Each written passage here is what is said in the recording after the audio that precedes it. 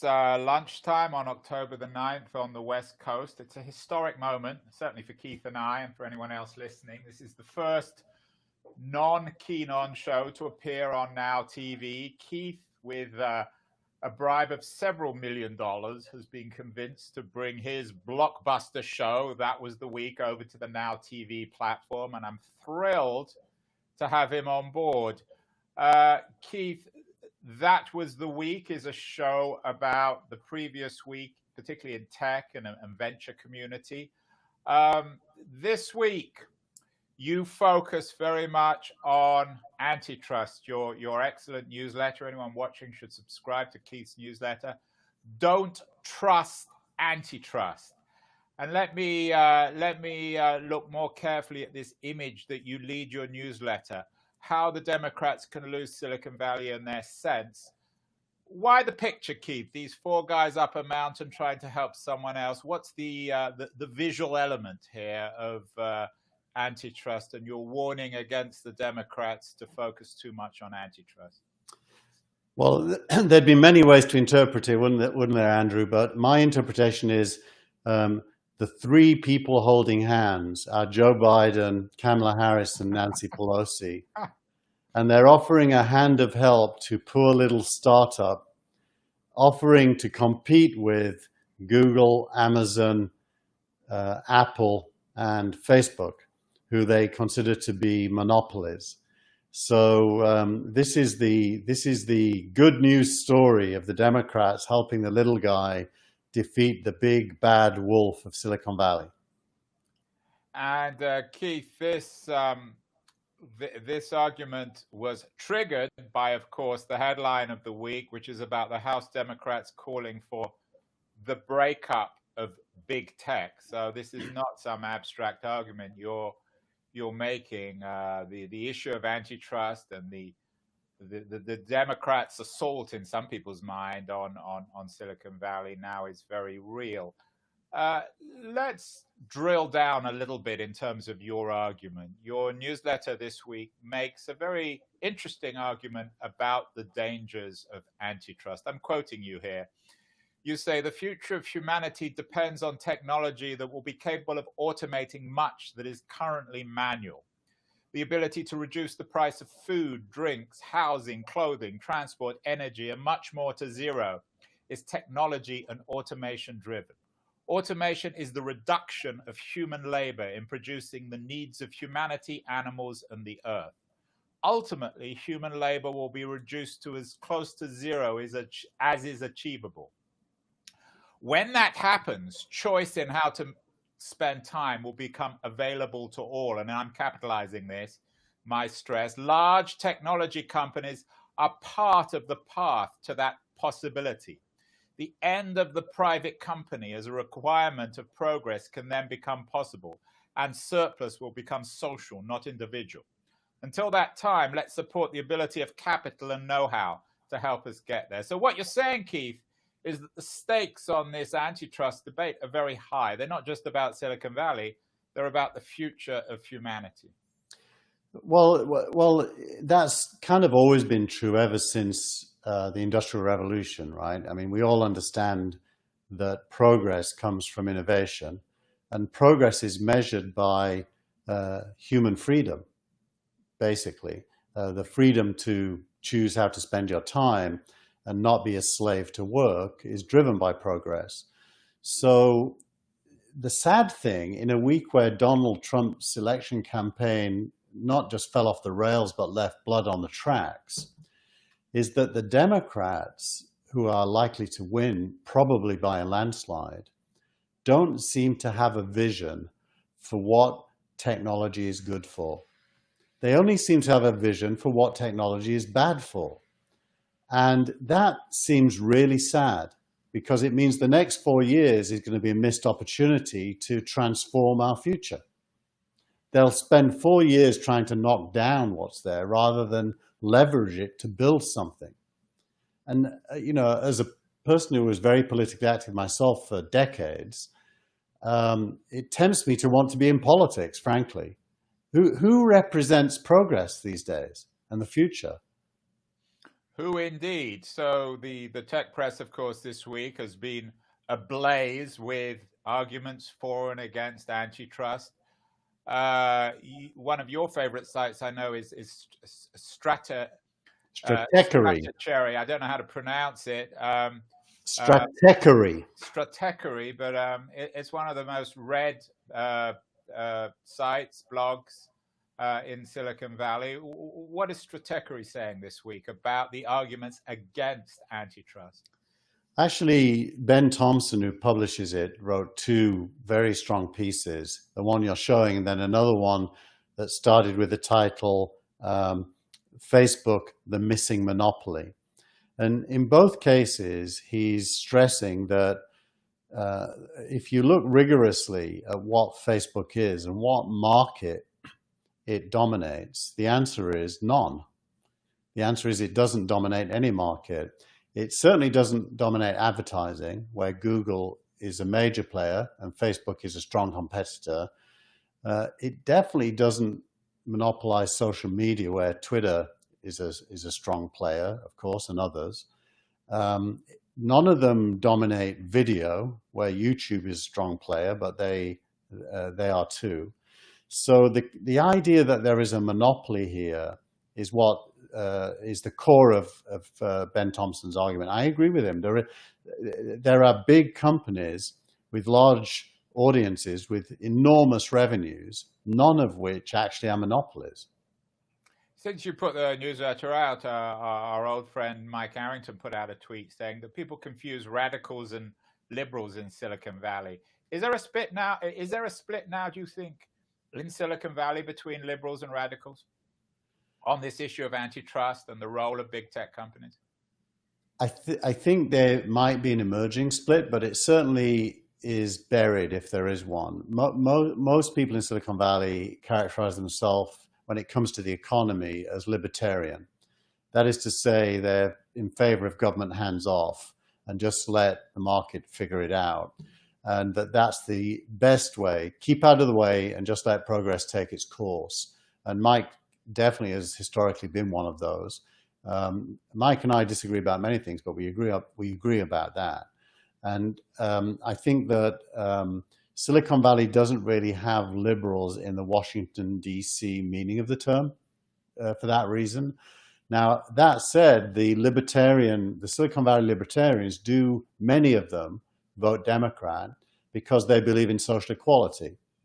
And it seems to me the missing intellectual piece of the jigsaw puzzle is the relationship between technical innovation and social equality and social opportunity. If you want to solve the problems that Black Lives Matter focuses on, or indeed almost any issue, the precondition for solving it is ending the squabble over resources. And the squabble over resources is only solvable with technology. Well, that is, of course, according to you, one of the nice things about having, shall we call you, a libertarian Hegelian on the show. I think you're the only libertarian Hegelian in Silicon Valley, is that you're open to other people's opinions. And that was the week newsletter also covered a very different position from an interesting French-American entrepreneur on the East Coast, Maëlle Gavet. I don't know if I've done her justice. What's next for Silicon Valley? And she takes, Keith, an entirely different position from you. Let me quote Maëlle. She says, the near total, and I misspelled dominance, the near total dominance of the top tech giants, Facebook, Amazon, Alphabet, Apple, and Microsoft, has become stifling. This is an argument that is very much covered in her new book as well, Trampled by Unicorns. These companies don't hoover up talent, but have grown to such a size and expanded into adjacent markets to such an extent that they are starving all but the best new tech businesses of oxygen. Smaller companies who compete in one of the markets that big tech considers as strategic, an ever-expanding list, risk becoming a target of full financial power of one of the giants, who aim to crush or buy possible contenders before they grow beyond a certain size. And I'm capitalizing her here because I think it's here that she gets in your face from your libertarian point of view. She says, this hegemony impacts innovation and centralizes capital allocation. This was from a piece Mail wrote in the Harvard Business Review last week, which you recommend in your newsletter. Both Mail and you are talking about innovation. She takes an entirely different position. How would you respond to her argument? The reason I published it, Andrew, is I think it's an excellent piece. And you may think it's a contradiction for me to say so, but I actually agree with her whilst at the same time agreeing with my own point of view.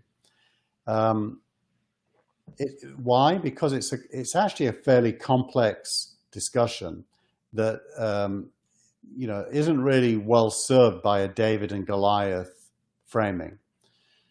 Facebook, Apple, Amazon, Microsoft, and Alphabet are at the same time massive innovators, whilst at the same time stifling innovation. They do both things. The argument about how they help innovation is obvious, so I won't make it. How do they stifle it?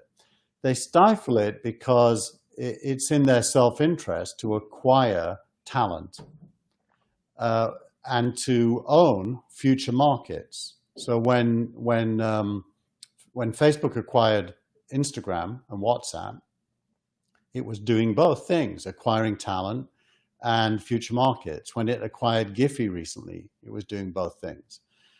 Now, my point of view is there is nothing illegal about it doing those things. Nothing at all. We've had this argument, Keith, before. It's about the issue of antitrust is not whether or not monopolies are illegal. It's whether or not businesses which have very strong control of one market use that strength to illegally control other markets. What I don't understand in terms of your argument is that if you listen to people like Scott Galloway or Gavet, I mean, splitting up Amazon into Amazon Web Services and a store, or splitting up Facebook between Facebook and Instagram and WhatsApp, they maintain their strength. If anything, Scott Galloway argues that actually builds shareholder value. So what I don't understand is your dark dystopian view is if you break these companies up, it ends Silicon Valley, it ends their strength, it ends innovation. Because no, it's really... look at the history of AT&T. They got split up, and you got a series of companies that were, if anything, more innovative than the original monopoly. It's easy for me to explain it, Andrew. By the way, Andrew, you're showing a graphic now, not us. I don't know if you intended that, but just in case you didn't. It's easy to explain it, Andrew. It comes down to who would you trust more with the future of Facebook's shareholder value, Facebook or the government?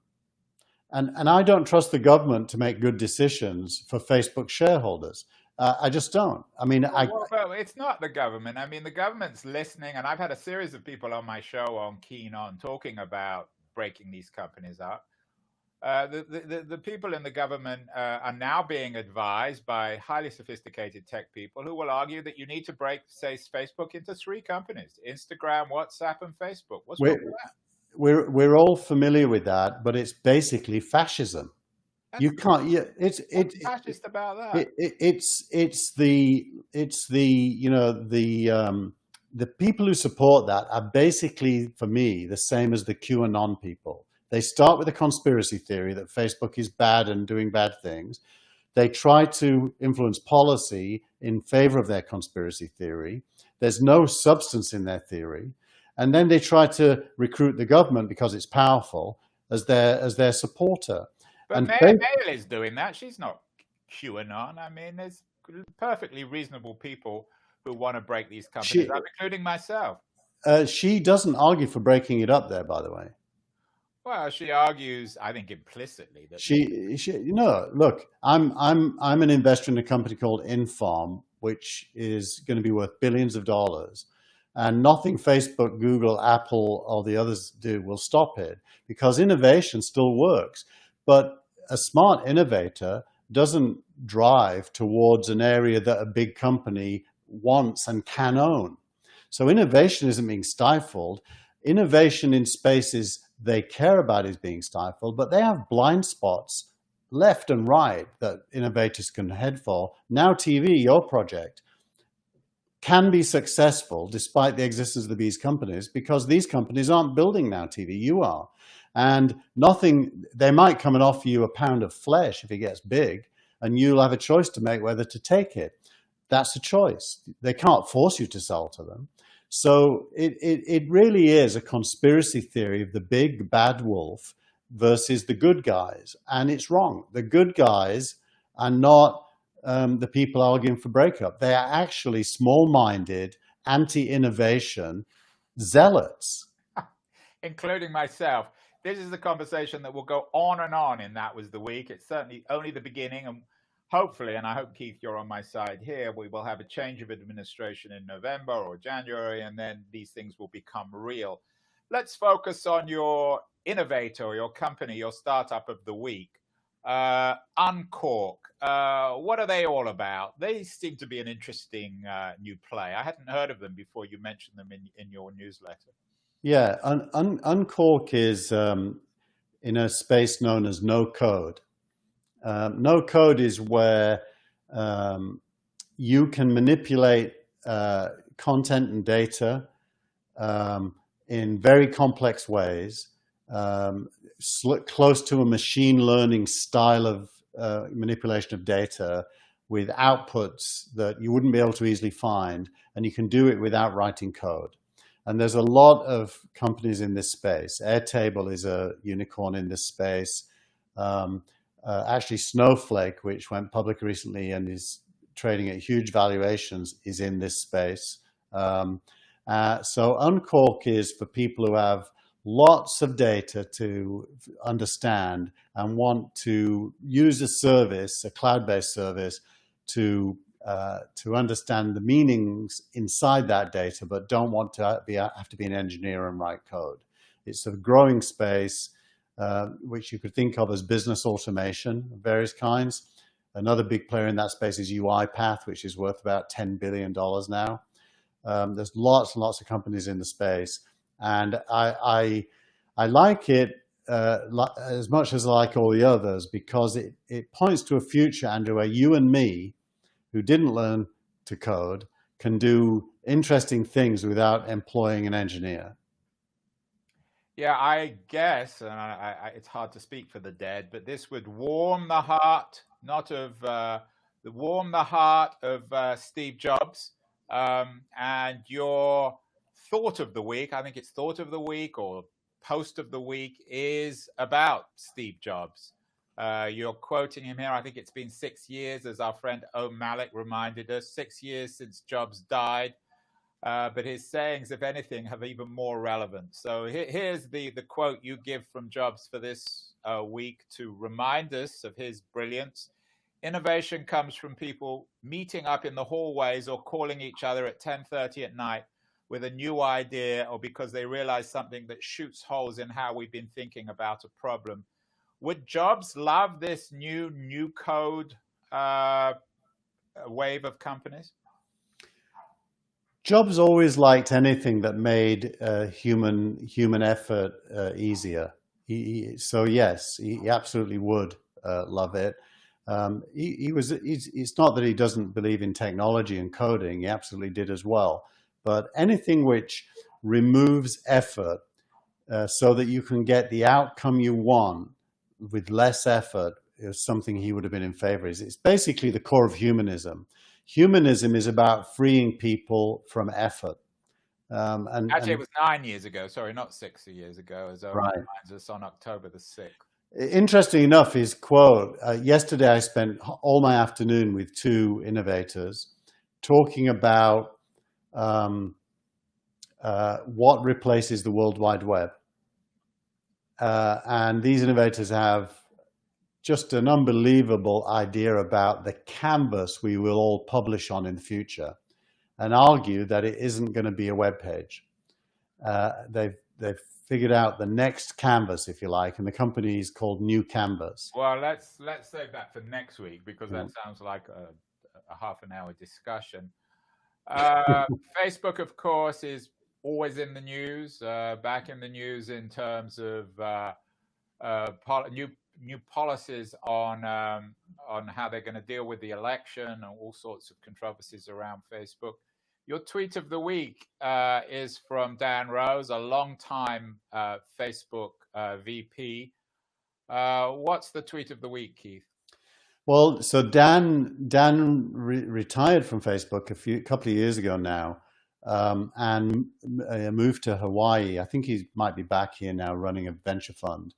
So he recounts in 2008 when Facebook had, I can't remember how many users. It was something like 80 million, was it? 80 million users, that's right. In 2008, Facebook's user growth hit a wall at 80 million. And 80 we were million. having serious debate about whether any social network could ever reach 100 million users.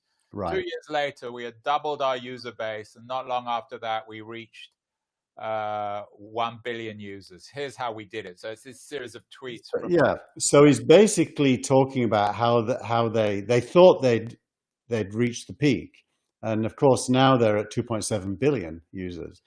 And so it's a real insider view of blocking and tackling actual problems of growing a startup business. And and even at 80 million, you think you're finished, and yet there's still so much more that you can do. So it's about resilience, focus, teamwork. It's a really good thread. It's not just one tweet; it's a whole thread of tweets. And then coming back to Jobs' point about innovation, do you see Facebook as a major innovator, or have they hit a wall in that sense? Their innovation has changed. They were a macro innovator, as in they were redefining an entire human behavior. Now they're more of a micro innovator, adding features to an existing platform.